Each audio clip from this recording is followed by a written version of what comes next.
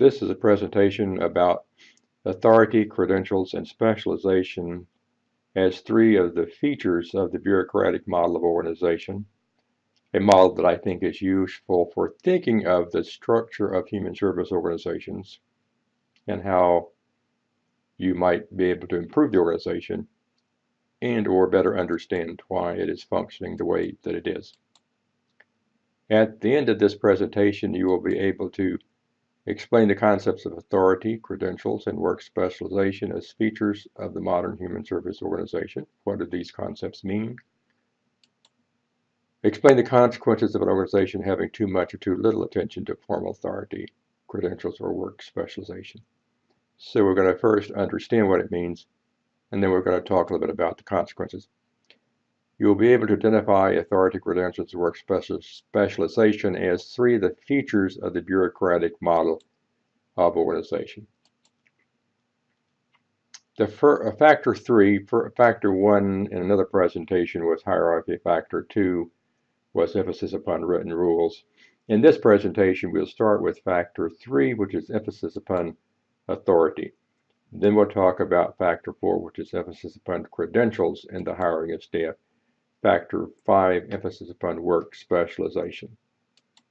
Those will be the features of the bureaucratic model we'll talk about here.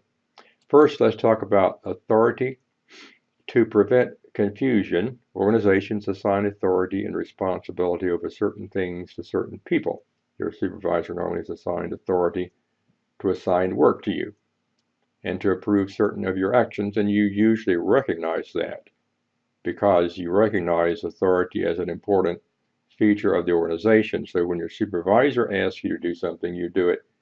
When a colleague asks you to do something, you may or may not do it because that person doesn't have the authority your supervisor has.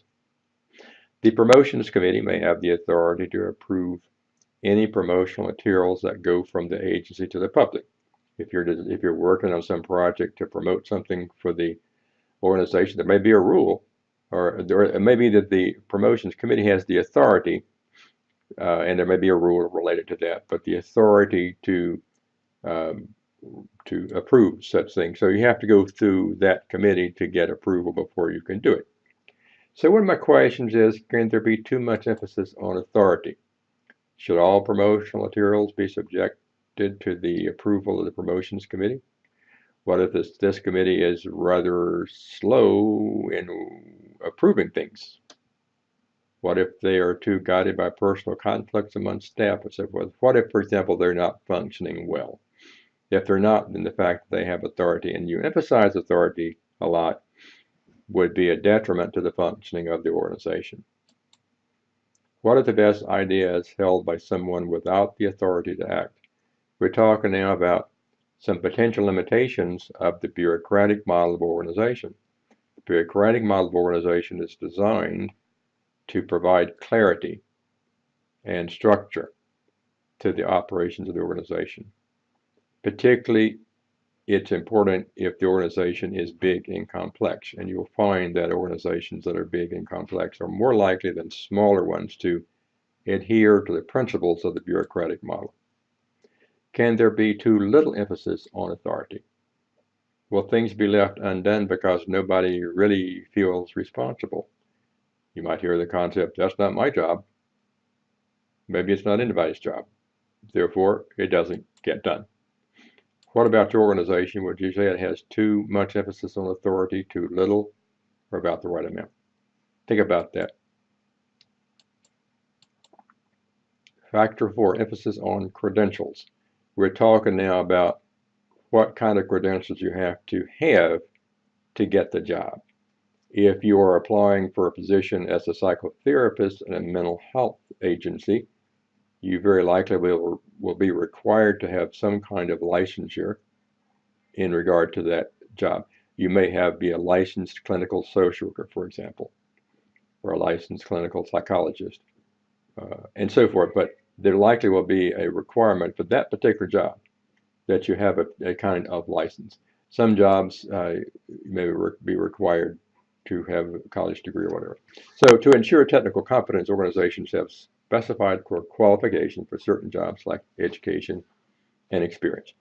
Do you have to have a college education to get this particular job, for example?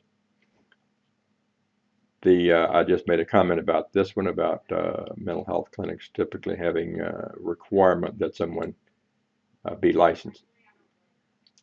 What should the agency require in the way of education for someone to be the director of the Boys Club? That's, of course, something we could debate. You might want to think about that and ask other people and have a discussion about that. Could an organization have too much emphasis upon credentials? The more credentials you require, the more it costs the agency to fill the position.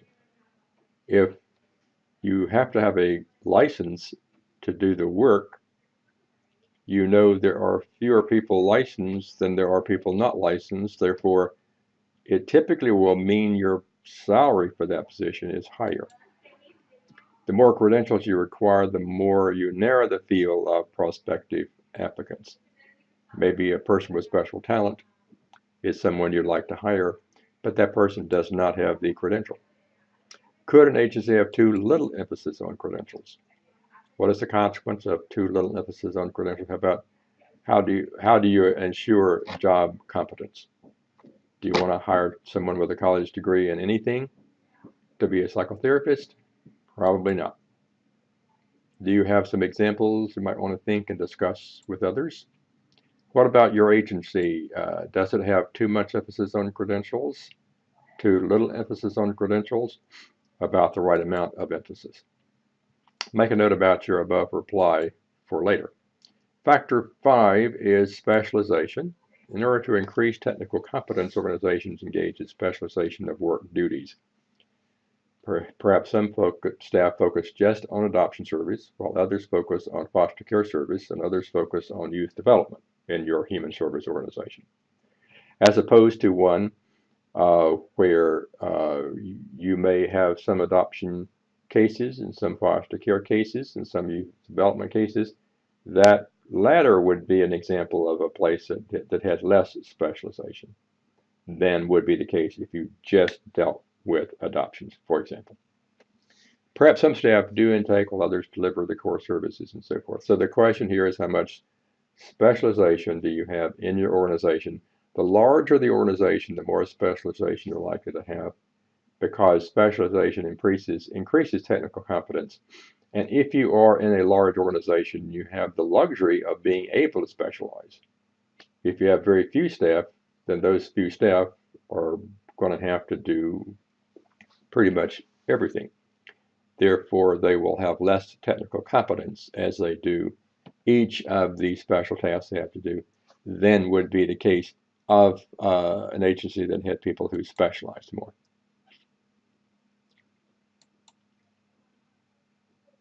Could an organization have too much emphasis on specialization? What would happen if staff are too specialized? What effect would that have on the staff members' identification with the mission of the organization? What effect would that have on the handling of client services? Hit the pause button, think about that, and take it to a discussion with others and see what you come up with there.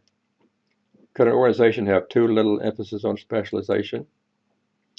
What would be the consequence for technical competence in getting the job done? What about error rates, if there is such a thing as in your particular job? What about client satisfaction? What about productivity? Would these factors, would these things be influenced by having too little emphasis on specialization?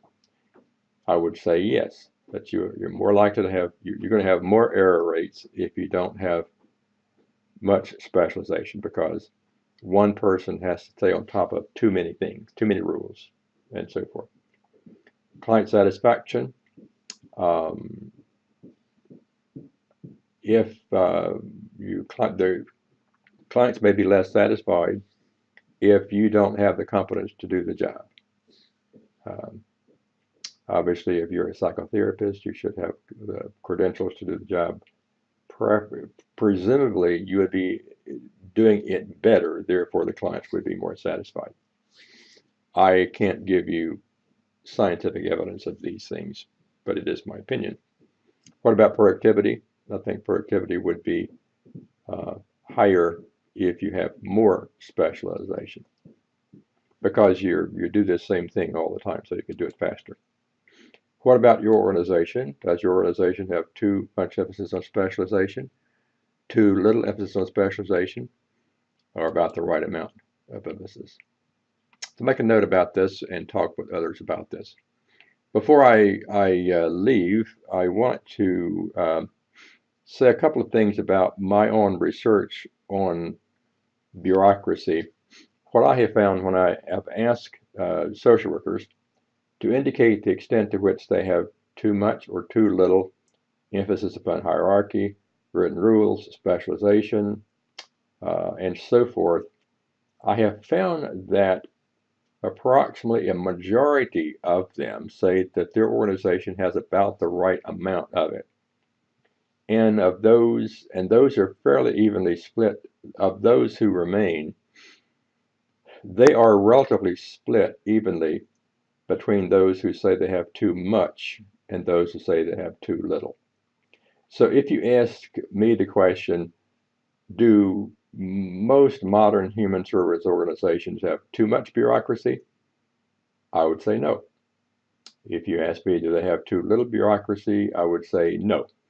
I would say it's common for them to have about the right amount of bureaucracy, and that those who have too much are about equal to those that have too little.